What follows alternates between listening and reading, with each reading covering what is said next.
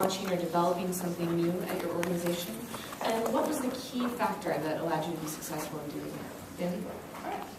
Well, for me, and I'm going to try to pick one that's kind of a little bit old school, because I feel like these guys are the newer ones. But one of the first things I ever had a chance to do in that kind of world was way back in 2007.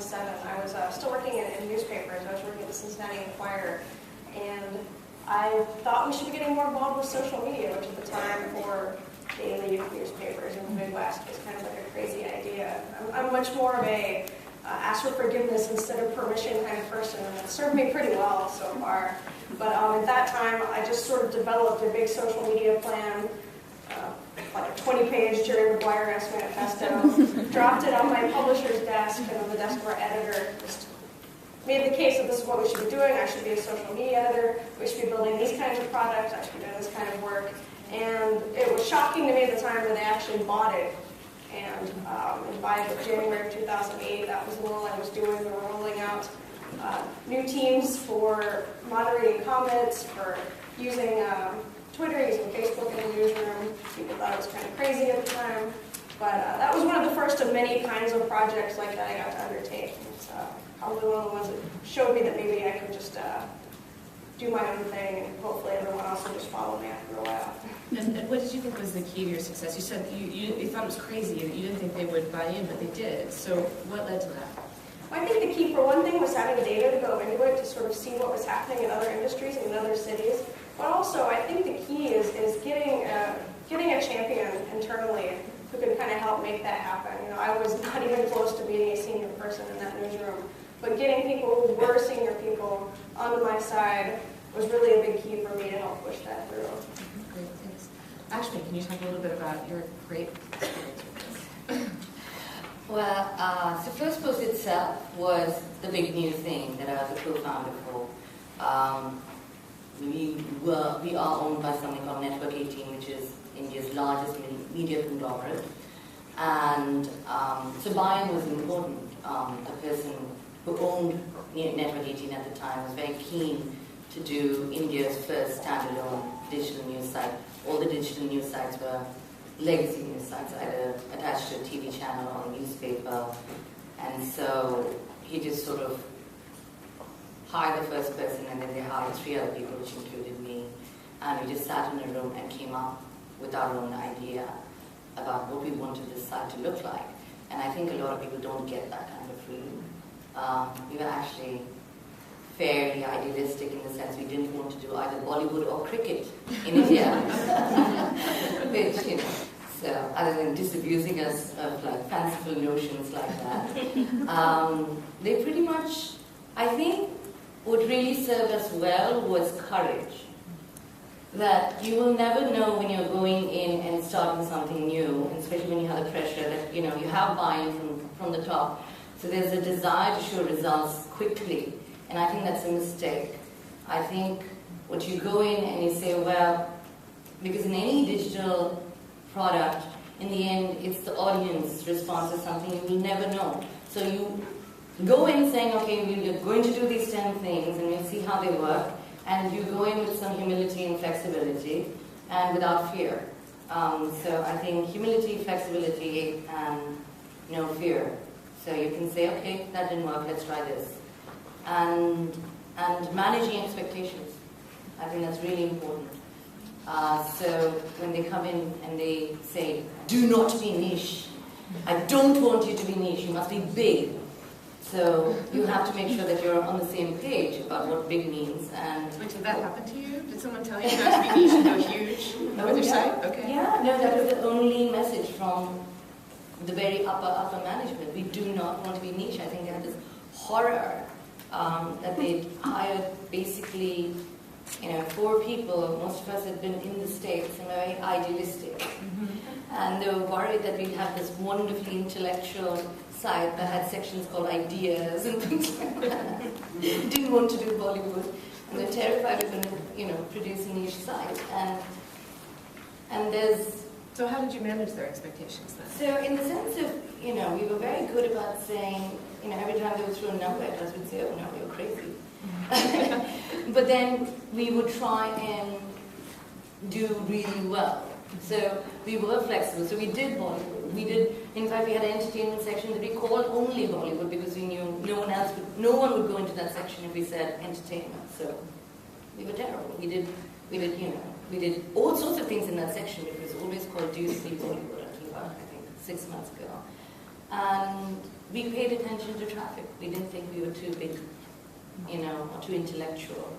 And so we gave them the numbers that made them happy, not the numbers that they had in their head, but as long as they felt that we were growing exponentially, and we were giving them the kind of audience that they were really seeking, which were politicians and intellectuals and authors, and big numbers, we were able to manage those expectations. Could you talk a little bit about some work on a project that you've been a part of? Yeah. So I think for me, one of the most important things about creating a new product or doing digital innovation is looking at exploratory data. So you might have a hunch about something, but you don't really know if it's right or wrong unless you actually look at the numbers that reveal something that you might think. So for instance, we took a look at the top performing mobile stories across the site in 2014, and we had a hunch that the women's stories, especially these blogs that were about personal essays, were doing really well, but they were doing extremely well, like almost a 3-to-1 ratio from mobile to desktops, which means that people were coming from Facebook. Facebook is a large driver of traffic for us, especially on mobile. And at 9 to midnight, they were going to our site and reading 5 reasons you should have sex with your husband every night, or like a letter from an ex-wife to her husband. So these were all really interesting things, and taking that data and then knowing what to do with it is really important. So we want to increase engagement on mobile, meaning that people go into our site, they enter the mobile web, and they bounce right back out. Like you go to any kind of site from your phone on social media, and you kind of read one article and then you X out of it, return back to Facebook or Twitter. We want to increase recirculation. So by sticking these stories that had done really well in 2014, these like evergreen top performing stories, adding them in a recirculation widget is like a real driver of adding another page view. So that's sort of an example of how exploratory data helped us conceive a new product. Right. Shazna, you're at the Knight Foundation, but have also worked at the AP, and kind of asked are there examples of projects? Yeah, so I came into newsrooms through a side door. I began as an interactive designer in the mid-90s, and I went to work at the AP. So being an interactive designer in the mid-90s at the AP, you're kind of a strange person that nobody really knows what you do. So that has always been my comfort zone, just that role, and it's sort of replicated itself throughout my career. I think what has been successful to me is maybe building on what Lakshmi was saying, is patience. Making change in big organizations does take a long time. And I think in my last role at the Associated Press, I seeded, I think it was 4 or 5 things that then became core to the whole newsroom. And I did those all in a very sort of stealth mode. And that includes social media, the social media strategy at the AP, the interactive team, so the idea that we have developers in the newsroom. And I was very proud because I think we were one of the first newsrooms where we brought developers in who reported into news and not to technology. So wait, how did you do that in stealth mode? Because that seems like we're these new people in the newsroom. That was less stealthy because that I actually had to go and make sure my colleagues in technology were going to freak out, and they were actually very supportive and happy that I had gone and talked to them about it, talking to the executive editor about why we need these types of skills in the newsroom. So that comes through patience and building your trust and your credibility in the newsroom. So social media, data journalism, interactive journalism, and mobile journalism. And I say it took a long time, it took 5 years to be able to see those things and then push them into the wider newsroom. So I think patience comes with it, and it's frustrating. And I think that frustration, you should feel frustration, but it shouldn't be a reason to not do that type of work, because that frustration will pop up in any work you do. It will just be a different place. So I think the impact is worth it to stick through it. Now, the 5 of us were chatting a bit before the session, and we were talking a little bit about how it's so important to get buy-in on projects. And this is the one area where I think the group all agreed that gender does sometimes play a role. I'd love it if you guys could each speak a little bit to how you have used your skills as a person, but also dealt with both the sort of opportunities and challenges of being a woman in these situations. We're trying to build a broad base of buy-in from technologists, business leaders, product people. How have those conversations gone for you, and what have you learned? It's hard to sit right next to the monitor. Oh, we can jump around. Youyoung, go. Well, I actually haven't had that many challenges as a female person working in the newsroom, just because I think that, I work in product, and it's very easy for me to have these close relationships with engineers.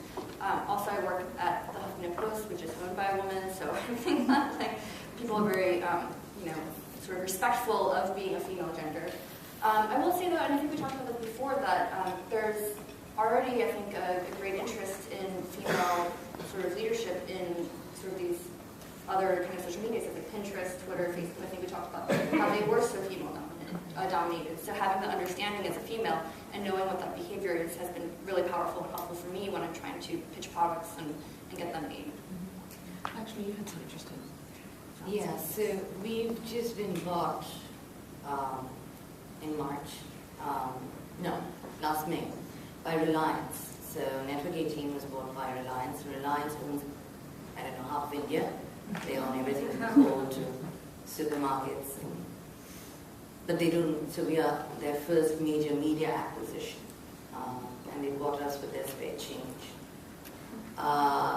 So obviously the entire top management left, and so everyone upstream now is different. And they don't understand media, and Reliance is a very male-dominated culture. All of our management is very male. Whereas our previous owner was a co-owner with his wife. The primary founder of First Post who he hired was a woman. But now I have all men above me. And a lot of them who only know how to talk to other men. So how do you get buy-in from them when we're sort of at a critical stage? We've been there for 3 years. We're now up to 9 million uniques a month. But everyone now is jumping in the digital news game, partly because we've been very successful. So if you want to stay ahead, you need huge new investments and new expansions. And gender does play a role in terms of when you present your ideas, whether you're going to be taken seriously. And part of it is patience. I think if you think it's that bad that they're never going to listen to you, you should not be in that job. It's as simple as that. And that's a decision you should make at some point. I think you should do your best, and at some point if you think your gender is always going to be something on the table, irrespective, then there's no point to it. But I think with a bit of patience and being able to learn to talk that language, I had to learn to talk Reliance language, which is about revenue, which is about product. When they say impact, they only mean traffic. When they think success, they only think money.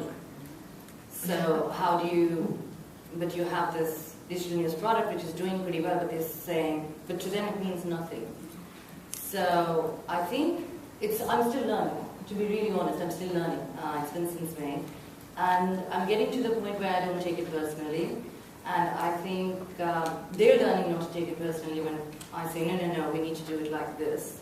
And they don't sort of bristle and say, no, you're a woman and you're much younger than me and you should be listening to what I'm saying to you. So I think it's a process. And I think if you hang in there and you learn to speak their language, I think they also start listening to you.